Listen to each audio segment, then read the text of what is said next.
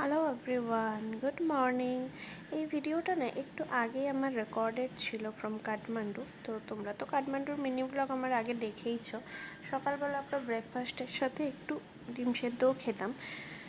তো সেটা খেয়ে নেওয়ার পর না ও নিচে চলে গেছিলো আর আমি একটু পাশের রুমে এসেছিলাম ডাইনিংয়ে। তো আমি একটু জল খেয়ে নিচ্ছিলাম আর ওই যে দেখলে কেটেলটা, ওতেই ডিমটা সেদ্ধ করে নিই আমরা। ওপরে আর কাকুকে সেভাবে বলতে হয় না।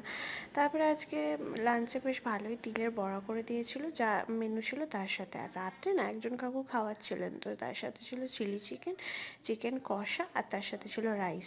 তোমরা দেখলে কত বড়, মানে কড়াতে করে পরিমাণটা কতটা বেশি করা হয়েছিল।